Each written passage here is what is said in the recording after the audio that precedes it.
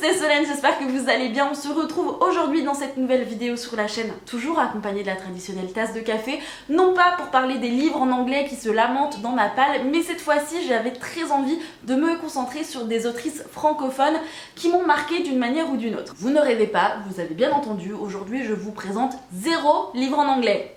0. Vous le savez, ce n'est plus un secret, je préfère lire en anglais plutôt qu'en français pour multiples raisons diverses et variées. Peut-être que je vous en reparlerai sur la chaîne très prochainement si vous le souhaitez. Mais en attendant, c'est vrai qu'il m'arrive d'acheter j'achète moins en moins de livres en français et les seuls livres en français que j'achète sont écrits par des auteurs / autrices francophones. La première autrice que je vous présente, c'est une autrice que j'ai découverte cette année, c'est une autrice auto-éditée et je ne pouvais pas ne pas vous la citer dans cette vidéo parce que j'ai tellement eu de mauvaises surprises en fait par le passé avec les auteurs auto-édités que c'est vrai que j'avais mis un full stop à l'idée de recevoir à nouveau leur roman. Là, c'est moi qui ai fait la démarche d'acheter le livre et j'ai pas été déçue. C'est vrai qu'à ma lecture, j'étais un petit peu mitigée, mais quand on y repense, c'est son premier roman et à l'heure à laquelle vous regardez cette vidéo, son deuxième roman viendra de sortir, donc vous avez tout dans la barre d'infos. Et cette autrice, c'est Léa Diaz, l'auteure de la saga Caraline, qui est juste trop adorable. Je lui dis un énorme bravo pour tout le travail éditorial, notamment au niveau de la couverture et de la qualité du papier pour son roman, qui sont vraiment hyper chouettes. Et si vous commandez sur son site internet, vous avez possibilité de faire dédicacer vos livres, donc ça c'est un plus très clairement. Et puis ouais, c'est une histoire qui, je vous l'ai dit, m'a laissé assez dubitatif par moments. On a un début qui, à mon sens, au niveau du style d'écriture, peut être un petit peu lourd, mais ça évolue clairement au fil des pages, forcément, parce que plus vous prenez l'habitude d'écrire, plus vous trouvez votre style, et c'est pour ça qu'il me tarde de lire le second tome de Caraline. Et puis, c'est vrai qu'on sent qu'il y a du potentiel aussi bien dans le style d'écriture que dans l'histoire, dans cette saga qui va traiter de métamorphes et de sorciers. Si jamais vous êtes intéressé par ce livre, je vous invite à aller encore une fois sur le site de l'autrice ou sur Booknode pour aller voir de quoi il parle, parce que clairement, même s'il y a quelques petits défauts qui vont être ajustés, je pense, au fur et à mesure des publications de ces romans, tout simplement parce que ça fait partie du processus d'apprentissage d'écriture, c'est une saga qui a du potentiel avec des personnages qui sont assez intéressants et il me tarde vraiment de replonger dans cet univers qui a été créé de toutes pièces et qui est hyper intéressant. On poursuit avec, pour moi, la grande incontournable en termes... Enfin, il y a deux grandes incontournables dans cette vidéo et la première n'est autre que Sophie Jomain qui, pour moi, est la queen des autrices francophones. Je l'ai découverte grâce à cette saga Les Étoiles de Nos Head, qui est une saga parue en 5 tomes. Vous pouvez aussi bien la retrouver en grand format qu'en format poche. C'est une saga que j'ai volontairement arrêtée à la fin du tome 3. Je ne veux pas lire les tomes 3 et 4, je sais ce qui se passe, je pense pas que ça me plaise et je trouve que le tome 3 conclut extrêmement bien cette saga.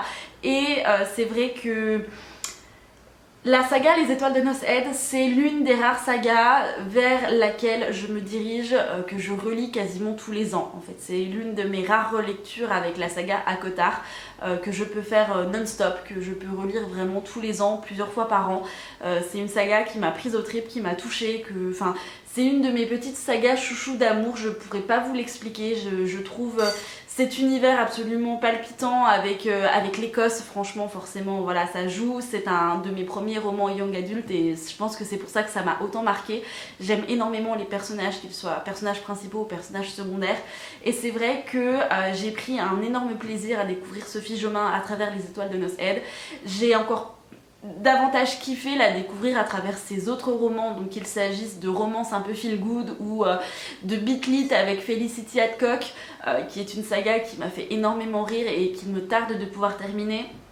C'est vrai que j'ai beaucoup aimé son humour mordant en fait, qu'on retrouve aussi bien voilà, dans les romans feel good comme par exemple Fais-moi taire si tu peux ou dans Pamphlet contre un vampire.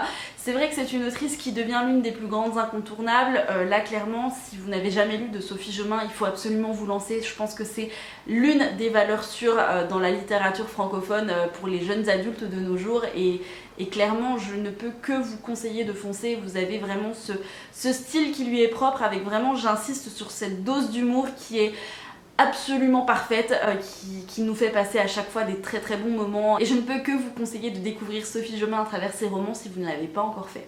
La troisième et avant-dernière autrice francophone que je vous présente, c'est Georgia Caldera qui pour moi est une incontournable également, franchement quasiment à égalité avec Sophie Jomain. Si vous n'avez jamais lu de Georgia Caldera, il faut absolument que vous fonciez. Elle s'essaie à différents genres qui sont tous, enfin c'est une réussite à chaque fois en fait, qu'il s'agisse de romance, de fantasy, de fantastique, franchement c'est un pur bonheur. Alors moi je ne l'ai pas encore découverte dans Victorian Fantasy ou dans Les Larmes Rouges qui sont deux de ses plus grosses sagas, notamment Les Larmes Rouges qui est une trilogie. Et c'est un univers je crois qui est un petit peu dans l'idée, dans l'atmosphère un peu gothique, donc il me tarde vraiment de pouvoir me plonger là-dedans. Je pense que cet automne, en octobre là ça devrait le faire. Mais clairement moi je l'ai découverte avec ses romances notamment et... la première romance que j'ai lue d'elle qui m'a le plus marqué, qui m'a le plus retourné, clairement ça fait partie des sagas que je ne peux que vous recommander et de mon top 5 en termes de romance. Il s'agit de la duologie Nos chemins de travers. Donc le premier tome Nos chemins de travers et le second tome Nos vagues à l'âme.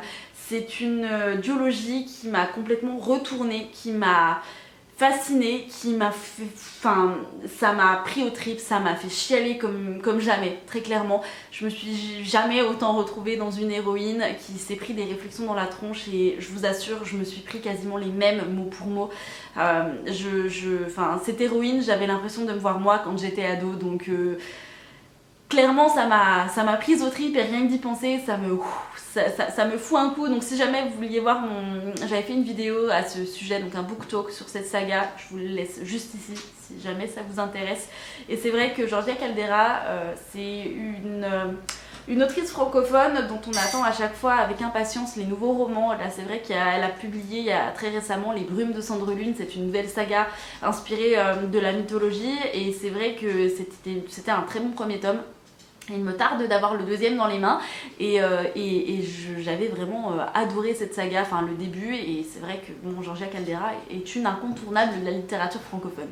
Et enfin pour conclure cette vidéo, je vais vous présenter une dernière autrice francophone que j'ai découverte il n'y a pas longtemps avec sa saga principale dont vous entendez très certainement beaucoup parler en ce moment, notamment sur Instagram.